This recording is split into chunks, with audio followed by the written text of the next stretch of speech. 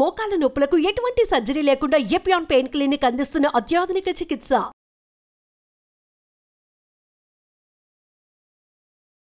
Hello viewers, welcome to Suman TV. ప్రస్తుతం మనతో పాటు ఉన్నారు డాక్టర్ రాజేష్ గారు.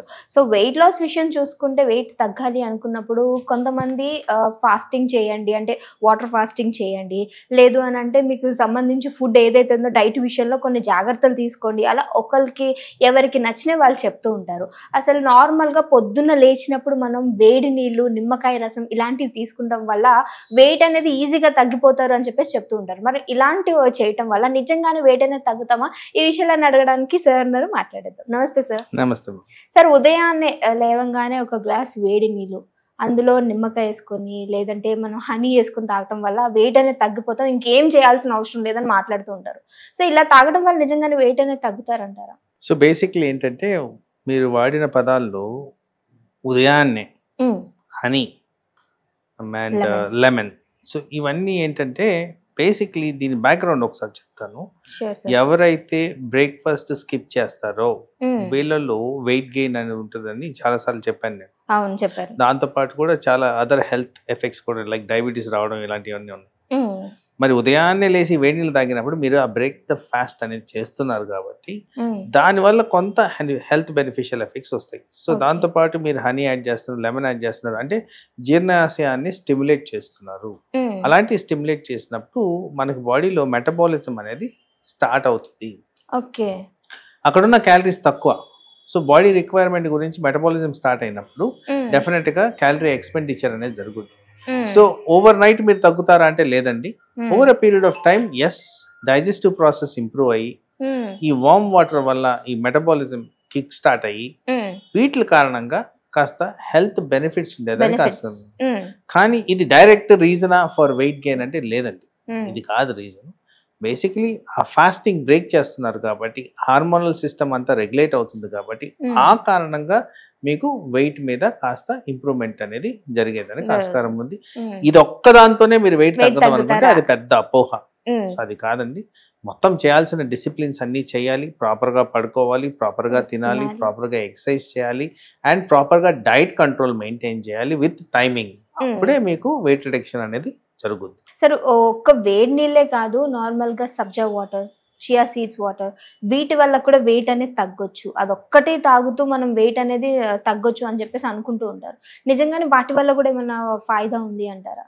అంటే మీకు ఇప్పుడు బేసిక్లీ ఇక్కడ ఏంటంటే, మనము బోర్న్విటా తాగండి, హార్లిక్స్ తాగండి అని చెప్పట్లేదు. ఇక్కడ మనం చెప్పేవన్నీ కూడా చాలా న్యూట్రల్ క్యాలరీస్ ఉంటాయి, వాటర్ అండ్ కొన్ని సీడ్స్. సో ఆల్వేస్ మనకు అండర్స్టాండబుల్ థింగ్ ఏంటంటే సీడ్స్ వల్ల హెల్త్ బెనిఫిట్స్ ఉంటాయి అండ్ ఎక్సెస్ క్యాలరీస్ ఏమి రావు దాంట్లో నుంచి. పర్టికులర్గా ఇట్లాంటి సీడ్స్ మీరు చెప్పిన దాంట్లో వీటిలో మన క్యాలరీస్ వచ్చేది ఏం లేదు. డైజెస్టివ్ సిస్టమ్కి న్యూట్రల్గా మెయింటైన్ అవుతుంది, యాసిడిటీ న్యూట్రలైజ్ చేస్తుంది అండ్ అగైన్ ఇక్కడ జీర్ణాశయంలో జరిగే ప్రాబ్లమ్స్ ఏవైతే గ్యాస్ట్రిక్ ప్రాబ్లమ్స్ ఉన్నాయో వాటిని బెటర్మెంట్ చేస్తుంది కాబట్టి డెఫినెట్గా వెయిట్ మీద ఇంపాక్ట్ అనేది ఉంటుంది. సో ఆ కారణంగా వీటి బెనిఫిట్స్ ఉంటాయేమో కానీ డైరెక్ట్ ఇంపాక్ట్ దీనివల్లే వెయిట్ లాస్ అనేది మనం మాట్లాడడానికి లేదు. సో మీరు చెప్పారు సార్ ఇంతకు ముందే, ఒక్క ఈ వాటర్స్ తాగుతూ మాత్రం మనం కవర్ చేయలేము, దానికి సంబంధించి ఫుడ్, స్లీప్ అన్నీ కూడా ప్రాపర్గా ఉండాలి అని. సో అంటే ప్రాపర్గా అంటే మనం ఎలా అనుకోవచ్చు సార్? అంటే మార్నింగ్ లేచిన దగ్గర నుంచి నైట్ వరకు ఏ విధమైనటువంటి మన లైఫ్ స్టైల్లో ఉంటే మంచిది అని అంటారు? సో ఇక్కడ మోస్ట్ ఇంపార్టెంట్ ఏంటంటే, ఇప్పుడున్న మేజర్ హెల్త్ ప్రాబ్లమ్స్లో ఓవర్ వెయిట్ అనేది major issue. Obesity, over weight, వాటికి ఏంటి కారణం అని మనం అనలిటికల్గా చూసుకుంటే ఎక్కువ శాతం inactivity, excess consumption of calories. ఒకటేమో మనం అసలు వర్కే చేయట్లేదు, రెండోది ఎక్కువగా తింటున్నాం, క్యాలరీస్ ఎక్కువ వస్తున్నాయి. So excess consumption of calories తిన్నప్పుడు how do we burn them, ఎలా దాన్ని బాడీలోంచి డిస్పోజ్ చేయాలి. తర్వాత ఆ తినే ఎక్సెస్ అమౌంట్ ఆఫ్ క్యాలరీస్లో హై క్వాలిటీ ఉన్న ఫుడ్ తింటున్నాం, అంటే క్యాలరీస్ ఎక్కువ ఉండేటట్టు తింటున్నాం. సో బాడీలో ఎలా ఉంటుందంటే, ఎప్పుడైతే మనం ఈజీలీ ప్రాసెస్డ్ ఫుడ్ ఇస్తాము, రెడీ టు గివ్ క్యాలరీస్ ఉన్న ఫుడ్ ఇస్తాము, అది ఫ్యాట్ రూపంలో చాలా ఫాస్ట్గా కన్వర్ట్ అయిపోతుంది. ఎప్పుడైతే ఫ్యాట్ కన్వర్ట్ అవుతుందో మనకి వెయిట్ తగ్గే అవకాశాలు తగ్గిపోతాయి. సో ఇది చాలా ఇంపార్టెంట్ థింగ్, ఇది గమనించుకోవాలి. సపోజ్ మీరు అన్నట్టు మనం ఫుడ్లో ఫైబర్ డైట్ ఎక్కువ తీసుకున్నాం, ఫ్రెష్ వెజిటబుల్స్, ఫ్రెష్ ఫ్రూట్స్, ఎక్కువగా వాటర్ ఉండే కంటెంట్ ఉన్న సబ్స్టెన్సెస్ తీసుకుంటే మీకు జనరల్గా ఇట్లాంటి సబ్స్టెన్సెస్లో మీకు ఎక్కువగా క్యాలరీస్ వచ్చేదానికి ఛాన్స్ ఉండదు. అదే మనం చికెన్, మటన్, ఫిష్, ఎగ్స్ ఇలాంటివి తీసుకుంటే క్యాలరీస్ ఎక్కువగా ఉంటాయి. సో ఈ కన్సంప్షన్ ఎక్కువగా ఉంటే మీకు ఆ క్యాలరీ బర్నింగ్ కెపాసిటీ కూడా ఉండాలి అక్కడ బాడీలో, అంత అరుగుదల అనేది ఉండాలి. సో ఇది ఇంపార్టెంట్. దెన్ నెక్స్ట్ దీన్ని బర్న్ చేసే విధానం. ఎంతమంది ఎక్సర్సైజ్ చేస్తున్నారు? చాలా తక్కువే by any measurement. Okay, exercise చేసినా కానీ అడిక్వేట్గా ఎంతమంది ఎక్సర్సైజ్ చేస్తున్నారు? చాలా మందిని అడుగుతాను, నేను ఈరోజు వాకింగ్ చేశాను సార్, అర్ధగంట వాకింగ్ చేశాను, గంట వాకింగ్ చేశాను అని చెప్తారు. మీరు ఈ గంటలో ఎంత తిరిగారు, ఎంత డిస్టెన్స్ కవర్ చేశారు? తెలియదు సార్, 2 రౌండ్లు వేసాను, 3 రౌండ్లు వేసాను అంటారు. నిజంగా వీళ్ళని ఎక్కువ శాతం నేను అడిగినప్పుడు తెలిసేది ఏంటంటే ఈ గంటలో వీళ్ళు మాక్సిమం 2 కిలోమీటర్స్ నడుచుంటారు, 3 కిలోమీటర్స్ నడుచుంటారు. సో అలా కాకుండా మనము for every kilometre 10 minutes spend చేయాలి. ఆర్ 1500 స్టెప్స్కి 10 మినిట్స్లో కవర్ అయ్యాలి. ఈ స్పీడ్లో నడిస్తే బాడీలో కాస్త అమౌంట్ ఆఫ్ వెయిట్ రిడక్షన్కి పనికొచ్చే విధంగా చర్యలు జరుగుతాయి. ఇది చాలా ఇంపార్టెంట్. తర్వాత యాక్టివిటీ ఎలా ఉంది? సో ఇలా ఇప్పుడు నా ప్రొఫెషన్ ఉందండి, నేను ఎక్కువ శాతం పొద్దున్న సాయంత్రం వరకు కూర్చొనే ఉంటాను. బట్ అలా కూర్చుంటే డెఫినెట్గా వెయిట్ పెరుగుతారు. అది శాస్త్రపరంగా రుజువులు ఉన్నాయి, ఎందుకంటే ఇదే మెటబాలిక్ కిక్ స్టార్ట్ కాని విషయాలు. సో కొద్దిగా యాక్టివిటీ అంటే అట్లీస్ట్ అబౌట్ 8,000 to 10,000 స్టెప్స్ అనేవి నడవాలి ఒక రోజులో. అలా నడిస్తేనే బాడీలో ఆ యంత్రం అనేది సరిగ్గా పనిచేస్తుంది. తద్వారా ఈ క్యాలరీస్ ఏదైతే అబ్జార్ప్షన్ అవుతున్నాయో అవి కూడా బర్న్ అవుతాయి. సో ఇది అబ్జర్వ్ చేసుకోవడం అనేది ఇంపార్టెంట్. అలాగే మనము రెస్ట్ ప్రాపర్గా తీసుకుంటున్నామా లేదా?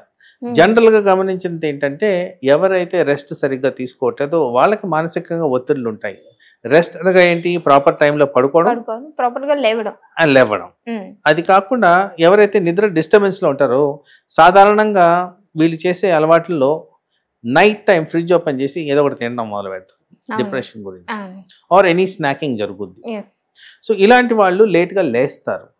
సో ఏమవుతుందంటే డిస్టర్బెన్స్ ఫర్ బ్రేక్ఫాస్ట్, ఏదైతే ఫాస్ట్ బ్రేక్ చేయాలో అది జరగదు, క్యాలరీ కన్సంప్షన్ ఎక్కువగా ఉంటుంది, రెస్టింగ్ పీరియడ్ ఎక్కువగా ఉంటుంది, యాక్టివిటీ తగ్గిపోతా ఉంది, ఎక్సర్సైజ్ చేసే స్కోప్ లేకుండా తయారవుతుంది. So recommended time for exercise all the time is morning time. దాంట్లో బెస్ట్ బెనిఫిట్స్ ఉంటాయి అంటారు. ఎప్పుడైతే ఇలాంటి చర్యలు జరుగుతున్నాయో, నిద్ర లోపం, లేట్గా లేయడం, బ్రేక్ఫాస్ట్ తినకపోవడం, సో వీళ్ళలో మార్నింగ్ టైం చేసే ఎక్సర్సైజ్ కెపాసిటీ కూడా కోల్పోతున్నారు. సో ఇన్ని కారణాలుగా మనకి వెయిట్ పెరిగేదానికి ఆస్కారం ఉందంటే. ఓకే సార్, ఇంకొకటి ఏంటంటే మీరు చెప్పారు వాకింగ్కి వెళ్ళే విషయం, అంటే 10 minutes గ్యాప్ లో మనం 1 కిలోమీటర్ నడవాలి. ఎవ్రీ 10 minutes 1 కిలోమీటర్ స్పీడ్ ఉండాలి. ఓకే, అంటే దాని స్పీడ్ బట్టి బాడీ అనేది తగ్గటం అనేది జరుగుతుంది అంటారా sir? Fat burning capacity better గా ఉంటుంది. సో ఇక్కడ మళ్ళీ మేము చెప్పదలుచుకుంది ఏంటంటే మనము నడకలో చాలా విధాలుగా ఉంటాయి. ఒకటేమో బ్రిస్క్ వాక్ ఉంది, ఇంకోటేమో జాగింగ్ ఉంది, ఇంకోటేమో స్ప్రింటింగ్ ఉంది. సో ఇన్ని రకాలుగా ఇంగ్లీష్ పదాలు వాడున్నారు వాళ్ళు. సో వాకింగ్ చేస్తున్నప్పుడు మామూలు జనరల్ వాక్ అయితే దానివల్ల పెద్ద బెనిఫిట్స్ ఉండవు, బాడీలో జాయింట్స్ మజిల్ టోనింగ్ బెటర్ గా ఉంటుంది. But energy, calories burning, fat burning capacity రావాలంటే బిలో 10 minutes గానీ కిలోమీటర్ కవర్ చేస్తే వస్తుంది. బట్ దీన్ని కంపేర్ చేసుకొని మనం పరిగెట్టడం చేస్తే పరిగెట్టడంలో బెటర్ గా క్యాలరీస్ బర్న్ అవుతాయని కూడా రుజువులు ఉన్నాయి. సో ఎంత ఇంటెన్స్ గా మనం ఎక్సర్సైజ్ చేస్తామో దాన్ని బట్టే బర్నింగ్ కెపాసిటీ అనేది ఇంప్రూవ్ అవుతుంది.